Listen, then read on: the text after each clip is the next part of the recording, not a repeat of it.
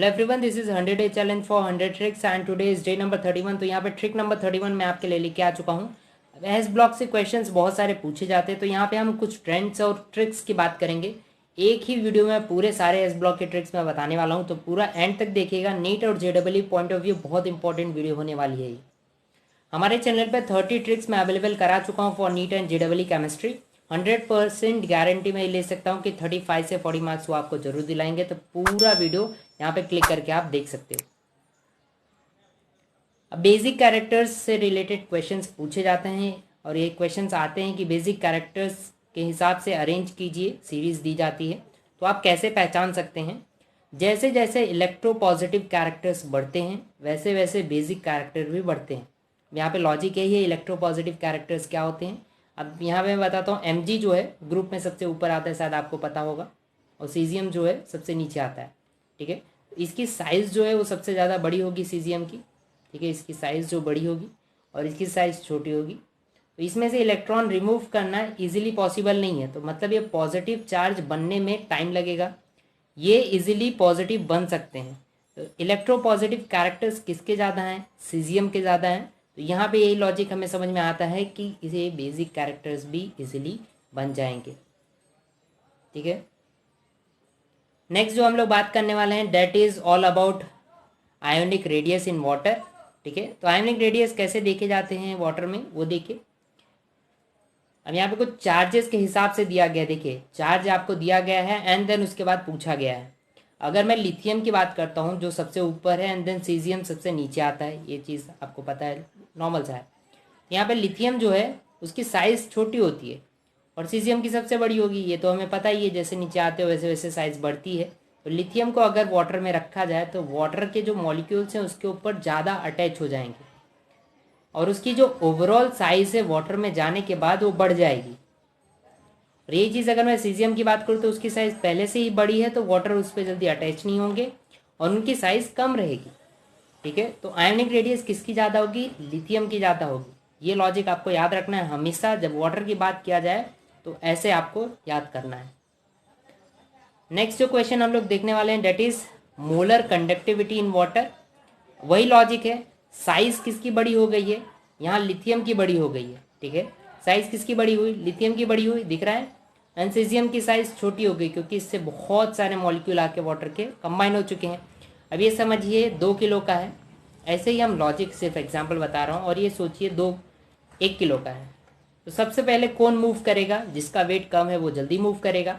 तो सिंपल सी बात है, मोलर कंडक्टिविटी किसकी ज़्यादा होगी वाटर में? सीजियम की ज़्यादा होगी। और सबसे कम किसकी होगी? लिथियम की होगी। तो यही चीज़ मैं यहाँ पे समझाने की ट्राई किया हूँ। अगर मैं फोर्थ बात करता हूँ that is reactivity in water. तो वाटर में सबसे ज़्यादा रिएक्टिविटी कौन शो करता है?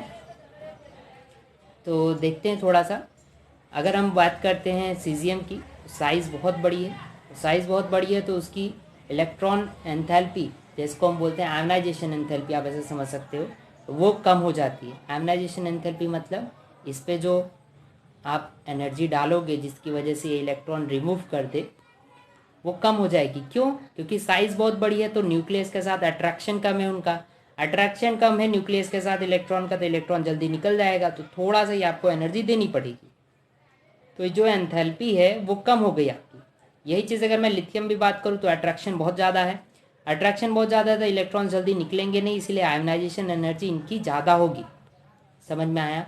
और आयोनाइजेशन एनर्जी कम है सो ये फास्ट रिएक्ट करेंगे। कैसे? कभी भी याद रखना, जब भी कोई इलेक्ट्रॉन रिमूव कर देता है चार्ज फॉर्म में कन्वर्ट हो जाएगा, तो जल्दी से जल्दी रिएक्ट करने की ट्राई करेगा, फिर वो वाटर हो या किसी के साथ भी। तो यहाँ पे सबसे ज़्यादा अगर हम बात करें तो ऐसी सीरीज आएगी, सीजियम सबसे ज़्यादा रिएक्टिव होगा as compared to rubidium, potassium, sodium and lithium. Next is हम लोग जो बात करने वाले हैं रिएक्टिविटी विथ हाइड्रोजन। अब हाइड्रोजन के हिसाब से देखा जाए तो हैलाइड्स बनाते हैं, शायद आपने पता होगा। लिथियम हैलाइड आपने कंपाउंड देखा है, सबके साथ हाइड्रोजन कंबाइन होता है। यहाँ पे यही चीज़ याद रखनी है आपको। कैसे याद रखना है? लिथियम की साइज़ छोटी होती है और हाइड्रोजन का साइज़ भी हम लोग समझ सकते हैं छोटा ही है। यहीं पे अगर मैं बात करता हूँ सीजियम की साइज़ बड़ी है, क्योंकि आप जैसे जैसे नीचे आते हो ग्रुप में साइज़ बढ़ता है, ये तो हमें पता है। तो इसकी साइज़ बड़ा है, इसकी साइज़ छोटी है। जब बड़े साइज और छोटे साइज एक साथ कंबाइन होते हैं एटम, तो बॉन्ड जो बनेगा वो वीक बॉन्ड होगा। यहाँ पे सेम साइज के अगर कंबाइन होते हैं तो स्ट्रॉन्ग बॉन्ड बनता है, और स्ट्रॉन्ग बॉन्ड बनता है तो मतलब सबसे ज़्यादा रिएक्टिव कौन हो गया? लिथियम यहाँ पे इसके साथ सबसे ज़्यादा रिएक्टिव होगा। Next comes melting point. Melting point होता क्या है? एक स्पेसिफिक टेम्परेचर पे जब सॉलिड से कोई चीज़ लिक्विड में कन्वर्ट हो जाए उसको हम बोलते हैं मेल्टिंग पॉइंट। किसका ज़्यादा होगा यहाँ पे देखना है हमें। तो लिथियम की साइज़ छोटी है, सेजियम की साइज़ बड़ी है, ये चीज़ हमें पता है। अब लिथियम दूसरे लिथियम के साथ एक इलेक्ट्रॉन के साथ जो कंबाइन होता है वो स्मॉल है, इसकी वजह से कोहेसिव फोर्स उसका ज़्यादा होता है। कोहेसिव फोर्स मतलब अट्रैक्ट करने की प्रॉपर्टी ज़्यादा होगी। इसकी साइज़ बड़ी है, तो ये जो दूसरे के साथ कंबाइन होगा उसकी साइज़ जो होगी वो कम होगी, मतलब अट्रैक्शन जो कोहेसिव फोर्स है वो कम होगा, साइज़ बड़ा है इसीलिए। तो बॉन्ड जो बनेगा वो वीक होगा, इसका बॉन्ड जो बनेगा वो स्ट्रॉन्ग होगा। तो मेल्टिंग पॉइंट ज़्यादा हीट देनी पड़ेगी आपको, तो लिथियम में मेल्टिंग पॉइंट ज़्यादा है as compared to caesium. Next come basic nature of hydroxide. अब यहाँ पे बेसिक नेचर आपको बताना है, ये सारे दिए गए हैं, इन सब में से सबसे ज़्यादा बेसिक कौन है ये चीज़ आपको बतानी है, ठीक है। वही लॉजिक, एक ही चीज़ हम लोग देख रहे हैं। लिथियम की साइज़ छोटी है, सीजियम की साइज़ बड़ी है, OH उसके साथ कंबाइन है दोनों के साथ, समझिए ऐसा, ठीक है। अब कैसे आपको देखना है ये चीज़, यहाँ पे बड़ी साइज़ और छोटी साइज़, बॉन्ड वीक है तो ईजिली OH रिमूव हो जाएगा, ब्रेक करके OH रिमूव हो जाएगा, और ईजिली OH रिमूव हो जाएगा तो मतलब सबसे ज़्यादा बेसिक कौन हुआ? ये हुआ। इसमें से OH जल्दी रिमूव नहीं होता है तो इसको हम ज़्यादा बेसिक नहीं मानते। तो यहाँ पे याद रखिएगा CS जो है सीजियम, उसका जो हाइड्रोक्साइड फॉर्म बनेगा वो सबसे ज़्यादा बेसिक होगा as compared to all this. Then comes thermal stability.